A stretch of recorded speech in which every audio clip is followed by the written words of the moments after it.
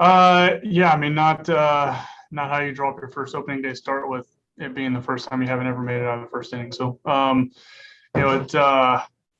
yeah, I don't know. I mean, I just didn't have command of really anything. Obviously that was probably pretty apparent.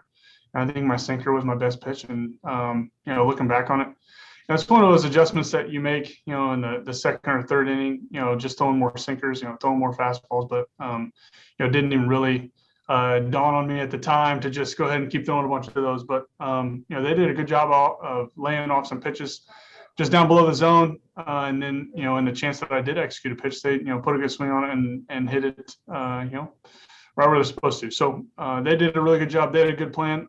I thought Jose and I had a good plan. I just didn't execute it today. Is there anything to going out with a 5-0 lead? No, I mean, I would love for our offense to do that every time. It's supposed to free me up. It's supposed to allow me to just go out there next few pitches and not have to worry about the solo home run, not have to worry about, one guy on. And that really was my mentality, most of the time, honestly. It wasn't that I was too worried about this guy or that guy being on base. Honestly, it was just, you guys saw it was either glove side missing with everything, falling behind a lot of guys. And that's what's going to happen when you fall behind. Professional hitters are going to make you work. And then when you make a mistake, they're going to put it in play. Thanks, Kyle. Yep. Thank you. Evan.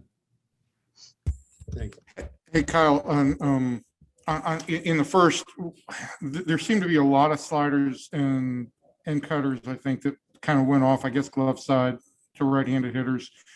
Was there any thought in your mind looking back now that you just tried to stick with the cutter too much? I'd have to look and see how many cutters I actually threw. I don't even know how many pitches I threw. I probably threw 35 or 40 pitches. So, to think if I threw 7 or 8 cutters, I don't know that would be too many. I think it was more of just a mechanical issue and not having my best stuff today. I don't know that it was, necessarily pitch selection in those counts. When my stuff's on, I'm not too worried about what pitches I'm throwing. I think I can throw them all for strikes. So it was more just a result of, really not having anything other than my sinker.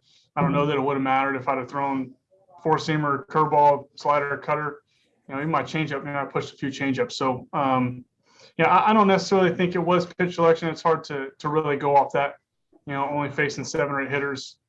So I'll look back at it and see, but it's probably just a little bit more of not doing a good enough job of whatever it was, just flying open, you name it. I'll go back to the drawing board and look at the video and try to make those adjustments. Thanks, man. Yep. Thanks, Evan. Other questions for Kyle? What else? Anything else? All good? Jeff. Hey, Kyle, you were out of the game almost 4 hours ago. What has that been like waiting to get to the end of this thing? What's been going through your mind? Yeah.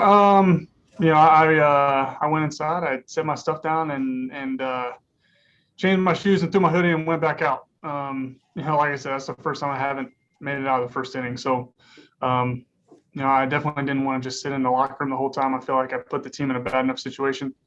For me, I wanted to be out there and cheer those guys on. They worked hard to get the 5 runs, and they fought all game. The offense and defense did a great job. So I was out there, I think, for probably 7 of the 9. I came in to do a little bit of rehab and treatment. But it's definitely a long time ago. Not ideal by any means.